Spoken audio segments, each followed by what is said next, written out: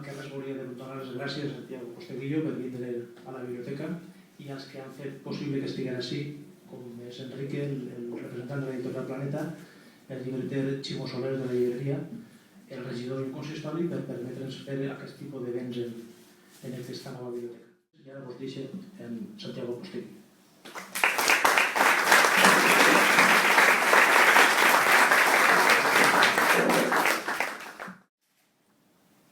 Lo que voy a hacer esta tarde no sé ya, es intentar explicarles un poco como un novelista histórico como yo, construir una novela histórica como esa, como Los asesinos del emperador, ¿no?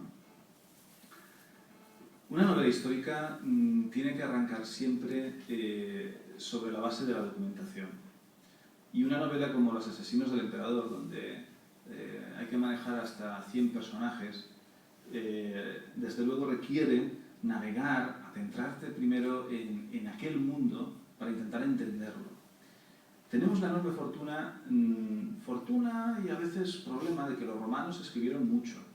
Digo que fortuna y problema me entenderán. Hay una escritora amiga mía que escribe novelas sobre los visigodos y a veces hablamos de la documentación, ¿no? Y yo le comento mis problemas a veces que con Roma tenemos problemas de sobredocumentación, porque hay tantísimo, nos dejaron tantísimo para leer, que lleva su tiempo, ¿no? Y María, que se llama esta amiga mía, se ríe y me dice: ¡guau! Yo no tengo ese problema, porque lo que los visigodos escribieron se lee en 3 tardes. Los visigodos no escribían mucho, pero los romanos sí. Hay que adentrarse en la documentación, y eso quiere decir que Los asesinos del emperador, teniendo en cuenta que quiero narrar más o menos el último tercio del siglo I de nuestra época, hay que adentrarse en los textos de poetas como Estacio, como Juvenal, textos históricos como los de Plinio el Viejo, el maravilloso epistolario de Plinio el Joven, un senador que se dedicó a recoger todas las cartas que intercambiaba con sus amigos y conocidos. Entre sus conocidos estaba el emperador Trajano. Imagínense lo que es para mí ahora, cuando me estoy documentando, leer el epistolario entre Plinio y el emperador Trajano. Cosas totalmente a veces pequeños detalles o pequeñas anécdotas que se podían intercambiar hasta asuntos de Estado. Suetonio, el gran historiador Suetonio, Aurelio Víctor, Plutarco, Dion Casio, Marcial, etcétera, etcétera, Flavio Josefo, muchos historiadores, poetas, escritores de la época. Bien, es novela histórica. Con todo esto que les enseño en esta primera transparencia, puedo construir el adjetivo del sintagma, la parte histórica. Pero tenemos novela delante del adjetivo. Hay una parte de ficción que, como muy bien nos decían en la introducción, el grandísimo experto Carlos García Gual explica muy bien que hace falta imaginación para una de estas novelas. Yo alguna vez he hablado con Carlos García Gual. Carlos García Gual dirige la Biblioteca Gredos, no sé si la conocerán, ¿no? Donde están todos los textos traducidos del griego clásico, del latín. Escribe para El País, para National Geographic, es catedrático de griego clásico en la Complutense de Madrid. Es lo que vulgarmente se entiende o entiende uno por la palabra sabio. Y yo alguna vez le he dicho: con todo lo que tú sabes, Carlos, ¿por qué no escribes tú una novela histórica? Y me dice: porque me falta la imaginación. Y yo, claro. Y es verdad, la ficción requiere imaginación, pero requiere hacerse 2 preguntas que parecen de perogrullo, pero que hay que hacérselas, hay que tenerlas claras. ¿Qué quieres contar y cómo lo quieres contar? Vale. ¿Qué es lo que quiero contar en esta novela? Ya me he leído, o he empezado a leerme, ¿no?, toda la documentación, porque la documentación tiene como 2 fases. La inicial, en una novela histórica, primero solo lees documentación para meterte en la época, y luego arrancas a escribir, pero la documentación te acompaña siempre luego, porque a cada giro de la trama, de pronto viajan a otro país. Estás en Siria y dices: Siria, siglo I, ¿y cómo era Damasco? ¿Cómo era Jerusalén? Es decir, que a cada giro de la trama, más documentación. Pero en la ficción, al menos ya sé lo que quiero contar. Sé que quiero contar el ascenso de Trajano, porque a mí es algo que siempre me impresionó desde pequeñito. Que hay un momento donde Roma decide elegir a alguien para ser emperador de Roma que no ha nacido en Roma ni siquiera en Italia. Y además ese alguien es de Hispania y se llama Trajano. ¿Y por qué? Es como si nosotros decidiéramos que Angela Merkel va a ser nuestra presidenta, que a lo mejor tendría sentido, es decir, no digo que no, Pero, o por ejemplo, en Estados Unidos, Schwarzenegger, para los amigos, ¿no? No puede ser presidente de Estados Unidos, no sé si ustedes lo saben, porque para ser presidente de los Estados Unidos, constitucionalmente debes de haber nacido en Estados Unidos. Cuidado, constitucionalmente. Es cierto que Trajano, el padre de Trajano, ya había conseguido la ciudadanía romana. Pero aún así me parece un cambio cualitativo tan grande que yo creo que esa pregunta merecía una respuesta. Pero claro, me doy cuenta que para explicar eso hay que entender la caída de la dinastía Julio-Claudia. Hay que entender las guerras civiles que vienen luego, con el año de los 4 emperadores, año 69, los emperadores duran 3 meses. Y luego llega la dinastía Flavia, con Vespasiano, con Tito y Domiciano. Vale, tengo que contar todo eso. Ya voy viendo que en el cómo contarlo va a ser de forma coral. Porque si tengo que explicar la caída de una dinastía, unas guerras civiles y el advenimiento de otra, va a haber muchos personajes. Así que acabaré con esa novela coral de 100 personajes. Mueren 50. Vivir en el siglo I era complicado. Sobrevivir en una de estas novelas tiene mérito. Además, de los 50 que mueren, solo fallecen 6 de causas naturales. También sé que voy a contarlo cruzando historias. Tengo que contar la historia de los Trajano. No se entiende a Trajano sin su padre. Hay que contar la dinastía Flavia. Además, por deformación profesional, voy a contar la vida de Estacio, un escritor de la época. Bueno, me disculparán que yo beba directamente de la botella, pero ya me he cargado más de un ordenador volcando un vaso. Entonces yo bebo de la botella y luego lo cierro. Y así evito accidentes. Además, este ordenador es de la editorial, así que cuidado.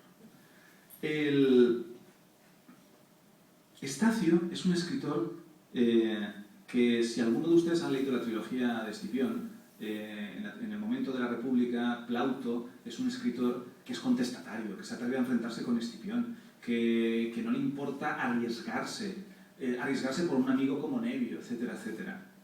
Pero Estacio no. Estacio no es un héroe.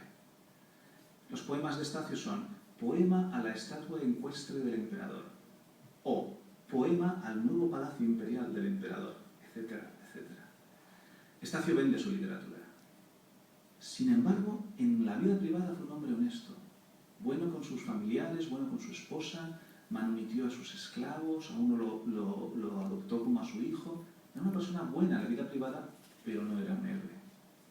Y como yo en una situación límite tampoco sé lo que sería, le tengo cariño a Estacio. El cristianismo.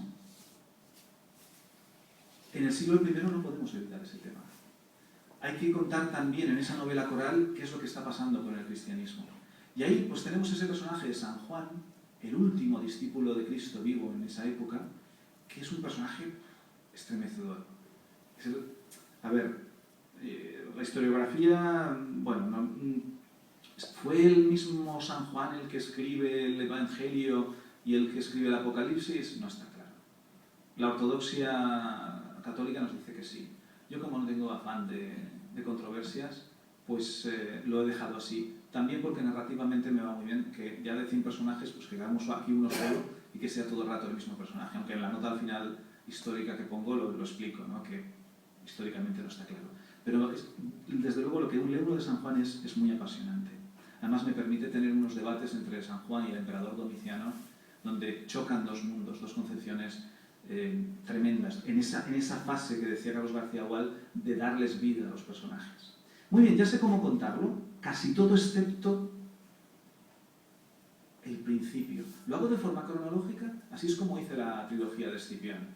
Pero me pregunto yo, ¿y qué harán mis lectores si yo vuelvo a empezar una novela con un niño que nace y llega a su padre, y si lo acepta o no lo acepta? Yo creo que alguien se sonríe porque se ha leído Africanos. Yo, Santiago Posteguillo dirán, ya se le ha acabado la imaginación. Entonces no quiero hacerlo de forma cronológica, pero quiero un principio potente, porque la teoría me la sé. Un buen principio, ya lo decía Cecil B. DeMille en el cine, y también lo aplicaba Alfred Hitchcock, una película, y esto es aplicable a una novela, como entiendo yo, la novela, tiene que empezar con un terremoto, y de ahí para arriba. Sí, esa es la teoría. Bien, yo quiero un principio potente, pero estoy atascado. No tengo ni idea de cómo empezar la novela. En los talleres de literatura creativa que doy, me permito dar consejos a veces a la gente que quiere escribir novela, y uno de los consejos que les doy es el siguiente: seguir con otra cosa si te atascas en una parte de la novela. Entonces pensé, ya que lo aconsejo, igual podía hacer yo lo mismo. ¿Y qué hay que hacer siempre en una novela histórica? Documentarse. Da igual lo que hayas leído, siempre hay que leer más. Así que me vuelvo a la documentación, me vuelvo a mi Suetonio, a mi Plinio, a mi Estacio, a mi Marcial, a Flavio Josefo, a Tácito. Y, gracias a Dios, la documentación a veces te devuelve el esfuerzo y te da regalos. Y de pronto estoy leyendo Suetonio, Vida de Domiciano, y dice, y contrataron a unos gladiadores para intentar asesinar al emperador de Roma. Yo leo esa frase y digo, no he leído bien. Y vuelvo a leer. Y contrataron a unos gladiadores para intentar asesinar al emperador de Roma. Y pienso, claro, Calígula, o sea, los tres emperadores terribles del siglo I son Calígula, Nerón y el menos conocido Domiciano. A Calígula, ¿quién lo mata?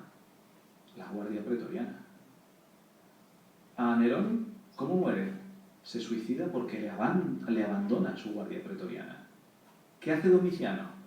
Domiciano era un psicópata, pero ya saben ustedes que los psicópatas son perversos, no tontos.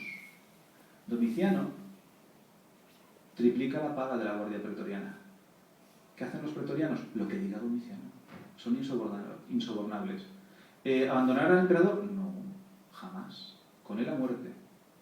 Hay que contratar a alguien, hay que buscar a alguien cuando estamos luchando un montón de personajes que están atemorizados porque Domiciano es un psicópata de 15 años, que durante 15 años gobierna Roma. Es el problema, Calígula hizo lo que hizo y lo hizo en 4 años. Imagínense uno como Calígula, pero 15. Ese es Domiciano.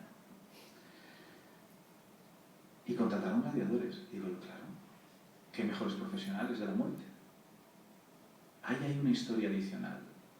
Y mi mente hace clic y digo, estas son ilustraciones que hay en la novela, que tengo que estar además muy agradecido a la editorial, que me ha permitido poner lo que siempre he estado haciendo en mis novelas, poner mapas, diagramas. Aquí hasta he conseguido poner que pusieran ilustraciones de cada uno de los diferentes gladiadores que aparecen en la novela, para que aparte de la descripción narrativa, pues si quiere uno echar un pequeño vistazo, ¿no? Y visualmente verlos, pues ahí los tiene. Este es el Palacio Imperial, porque en el Palacio Imperial ocurren muchísimas intrigas y las escenas en las que se intenta asesinar a un emperador. ¿Qué ocurre? Ya sé cómo voy a contarlo. Voy a jugar con lo que se llama prolepsis y analepsis, que son palabras así como muy técnicas, pero son muy sencillas. La prolepsis es la anticipación. Un ejemplo de prolepsis, Gabriel García Márquez, Crónica de una muerte anunciada. Ya en el título hay prolepsis. Pero es que además la primera frase dice, el día en que lo iban a matar, Santiago Massart se levantó a las 6:20 de la mañana. El día en que lo iban a matar, ya te lo ha dicho. Como es un genio, te interesa y sigues leyendo. O 100 años de soledad, su obra maestra. ¿Cómo empieza? Frente al pelotón de fusilamiento, el coronel Aureliano Buendía habría de acordarse de la tarde en que su abuelo lo llevó a conocer el hielo. ¿Pero dónde está el protagonista? Frente al pelotón de fusilamiento. Prolepsis, anticipación. Como yo no soy Gabriel García Márquez y no tengo su capacidad de síntesis, mi prolepsis es de 100 páginas. Entonces tengo un largo capítulo, todo lo que yo llamo el libro primero, donde intento explicar cómo una serie de personas llegan a la conclusión de que aunque se jueguen la vida, hay que intentar asesinar al emperador de Roma para salvarse e incluso para salvar a Roma. Y al final de ese libro, ya lo aviso, corto y digo, 33 años antes. Cuando los gladiadores están luchando con los pretorianos y no sabes lo que va a pasar y está todo lleno de sangre, 33 años antes. Que eso no deja de ser más que el cine.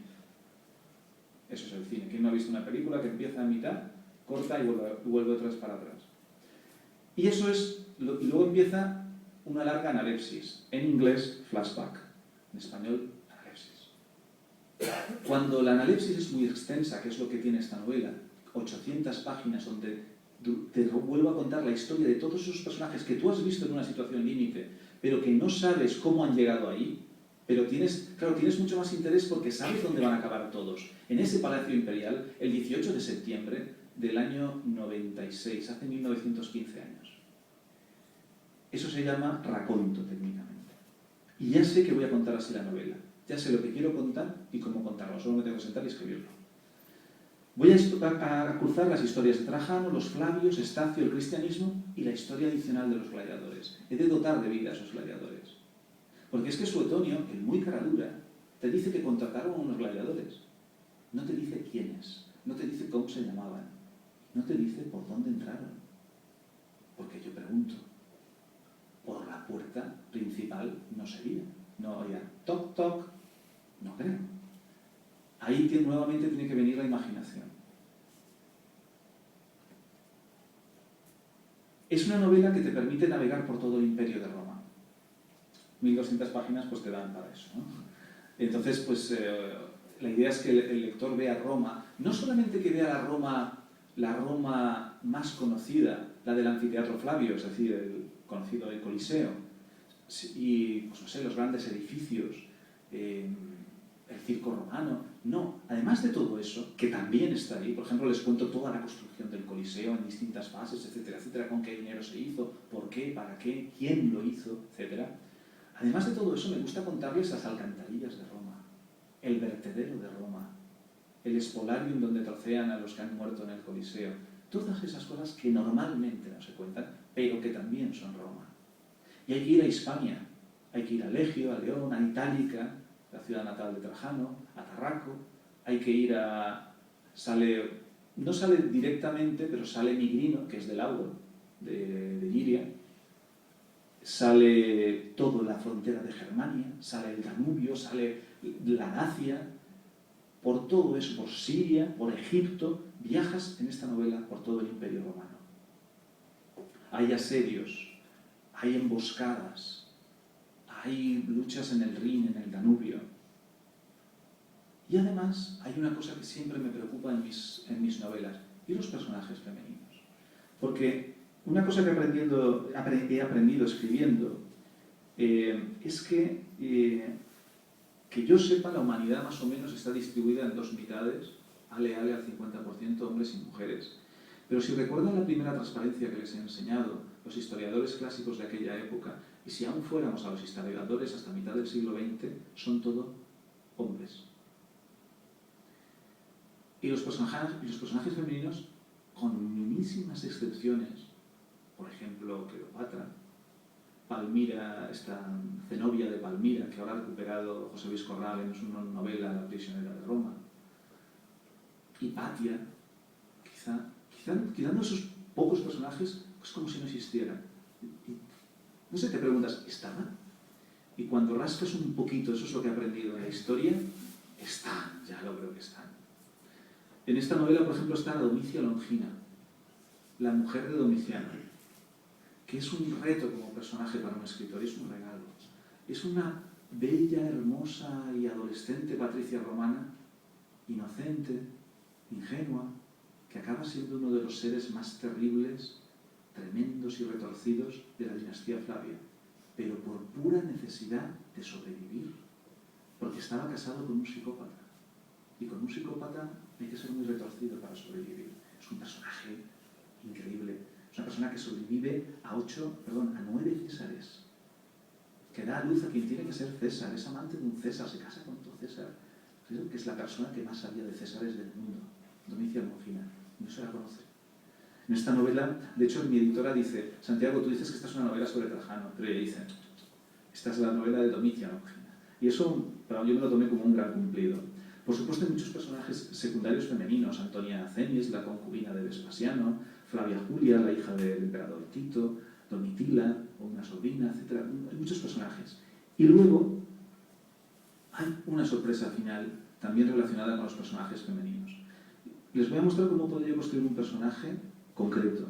Yo estoy con la documentación, ¿se acuerdan? Cuando me atasco, me voy a la documentación y sigo leyendo. Entonces me empiezan a aparecer comentarios, textos, y empiezo a notarlos porque me empieza a llamar la atención una cosa.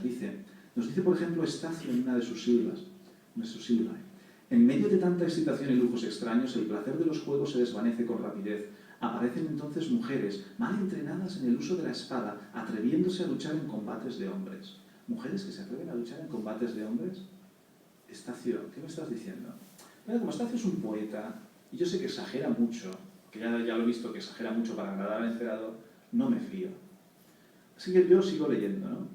Me encuentro con que existe el relieve de Halicarnaso en el museo, el relieve de Halicarnaso, que está en el Museo Británico. Yo sé que Grecia está en quiebra y que los griegos son un poco desorganizados. Ahora bien, si los ingleses le pagaran a escote todo lo que tienen en el Museo Británico, los griegos pagaban la deuda de sobra. Comentario de digresión, que no viene al caso, pero me hacía ilusión decirlo. Esto, abajo en griego lo que pone es Amazonia y Aquileia, y se supone que son dos gladiadores. Pregunta, ¿el escultor está esculpiendo lo que ve o lo que le gustaría ver? Yo lo voy anotando todo, voy anotando estas cosas, sigo leyendo y me encuentro. Juvenal, otro poeta. ¿Qué pudor puede mostrar una mujer con yelmo que rechaza su sexo y está enamorada de la fuerza bruta? Una mujer con yelmo, se pone y luego hace bromas sobre que el casco les pesa mucho a las mujeres y a los hombres.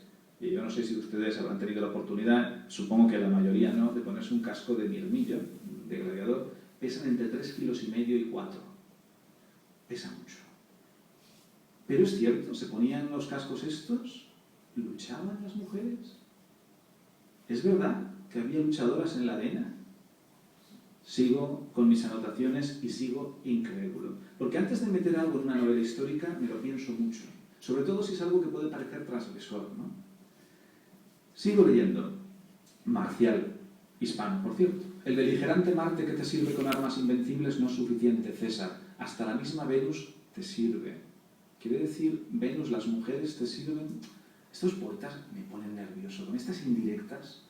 ¿Por qué no lo puede decir claro alguien, por favor? Y llega Tácito, que escribe en prosa, y lo pone negro sobre blanco, diríamos hoy día. Ese mismo año se celebraron juegos gladiatorios tan magníficos como los del pasado. Sin embargo, muchas mujeres y senadores se rebajaron a luchar en la arena.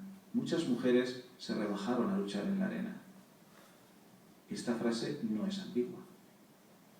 Ya no hay referencias a la diosa Venus. Está en prosa y es Tácito. ¿Es esto cierto? Va a ser cierto. Entonces ya es cuando me siento y paro y digo, un momento, porque poner un personaje de una gladiadora estaría bien, pero no me atrevo a ponerlo si no tengo un sustrato. Pero lo de Tácito me puso ya sobre aviso, ¿no? Digo, esto va a ser que es cierto. Así que me pongo a revisar, releo otra vez a Marcial y pone, los testigos se quedan mudos, pues después de tus juegos gladiatorios, César, declaramos que tales gestas las realizan ahora mujeres. Caramba. Y resulta que ya reviso el Satiricón de Petronio, que aunque es anterior, de la época de Nerón, digo, bueno, vamos a ver lo que decía Petronio. También sale en el Satiricón. No les quiero aburrir aquí con todas las citas. Pero es que además hay dos decretos imperiales. Uno de Tiberio, el decreto Larinum, que me lo encuentro en el Journal of Roman Studies. Y allí el emperador Tiberio prohíbe que las mujeres luchen en la arena. Sabemos, ejemplo ley antitabaco, solo se prohíbe lo que se hace mucho. Lo que no se hace mucho, ¿para qué prohibirlo? ¿Por qué se molestó el emperador Tiberio en prohibirlo? Además se ve que no le hicieron ni puñetero caso. Porque el emperador Septimio Severo, 2 siglos después, tiene que hacer un segundo decreto imperial para que las mujeres, de una vez, dejen de luchar en la arena. Yo creo que, tras 5 fuentes clásicas, un relieve esculpido y 2 decretos imperiales, yo he concluido que había gladiadoras. Así que los asesinos del emperador pues tendrán una gladiadora luchando en la arena. Les acabo de mostrar algo. Un personaje que, por cierto, revuelve la novela cuando entra, porque imagínense, una mujer luchando. Además, una mujer, que lo tengo basado en el mito de las sármatas. El mito de las sármatas lo explica Heródoto, que habla de que las sármatas son las herederas de los amazonas, los sármatas, porque los sármatas tenían la costumbre de que sus mujeres vírgenes tenían que combatir, porque hasta que no derribaban, y aquí hay distintas traducciones, mataban a 1 o a 3 enemigos, que unos dicen 1, otros dicen que 3, no podían casarse. Y no sé, pero de verdad que las sármatas luchaban, ya lo veo, madre de Dios. Tendremos un personaje en la novela que es una guerrera sármata atrapada en el Danubio que acaba de gladiadora en la arena. Pero ven, hay parte de imaginación, pero hay mucho sustrato detrás para que esa imaginación esté fundamentada.